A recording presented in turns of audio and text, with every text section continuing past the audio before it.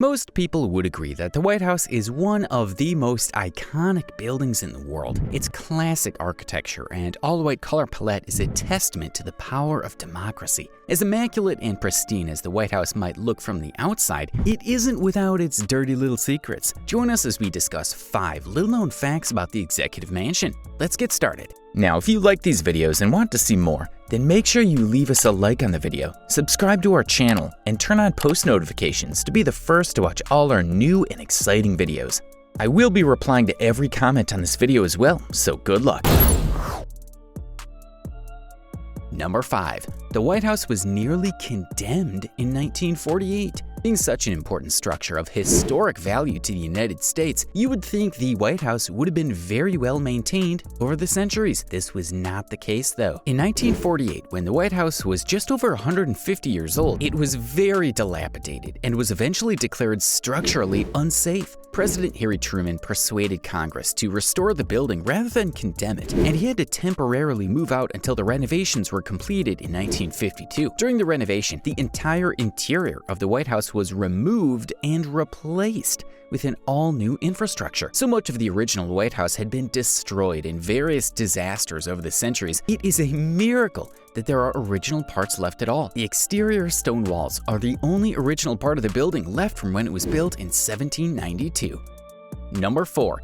There was never such a thing as the red phone in the White House. Apart from avoiding worldwide destruction, there was only one other silver lining to the Cuban Missile Crisis. It persuaded the 2 nuclear superpowers that they had to find a better way to communicate. American and Soviet leaders both agreed that they needed a faster and more secure way to talk to each other. In a memorandum from June of 1963, the 2 powers agreed that, for use in time of emergency for the government of the United States of America and the government of the Union of Soviet Socialist Republics, ought to establish as soon as technically feasible a direct communications link between the 2 governments. But the result was not a red phone as everyone was led to believe. The use of the word direct in the memo's title was a bit misleading. There was no actual phone connection involved. Messages were sent to the Soviet Union on a wire telegraph circuit routed on a 10,000-mile-long transatlantic cable that stretched from Washington to London to Copenhagen to Stockholm to Helsinki and finally to Moscow.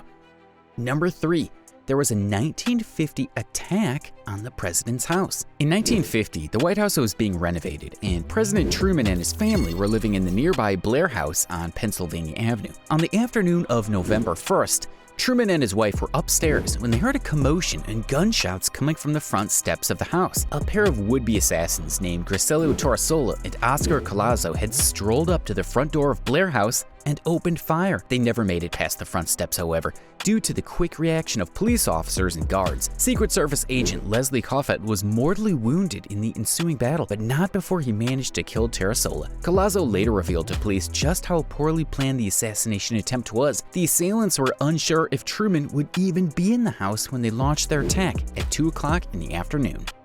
Number 2. There's a hidden pool beneath the press room. While the White House still has an exterior pool, its interior pool is now hidden beneath the floors. Can you guess where? The White House press briefing room, where the U.S. press secretary stands behind a podium and fields questions from a pack of reporters, is an iconic location most news watchers are very familiar with. What most people probably don't realize, however, is that everyone in that room is standing on top of a boarded-up old swimming pool. The 16-meter-long pool underneath the briefing room was built in the 1930s for Franklin Delano Roosevelt, the wheelchair-bound president who liked to swim for exercise. According to the WhiteHouseMuseum.org, the president's pool was a modern-day showcase of technology, featuring underwater lighting, sterilizers, and the latest gadgets. Roosevelt swam in it almost daily, as did President Truman and President Kennedy.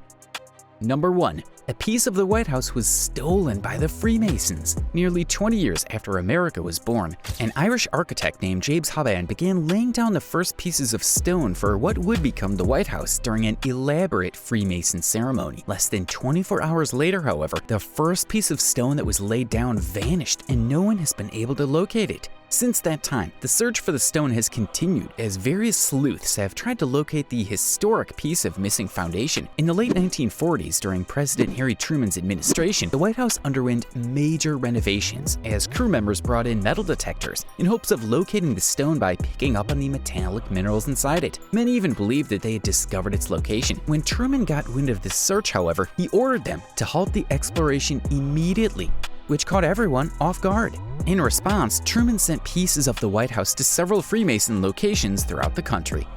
Are there any important facts about the White House that we missed? Let us know in the comments below. And if you didn't subscribe at the beginning of this video, you have another chance to hit that button to help support this channel. Till next time, have a good one.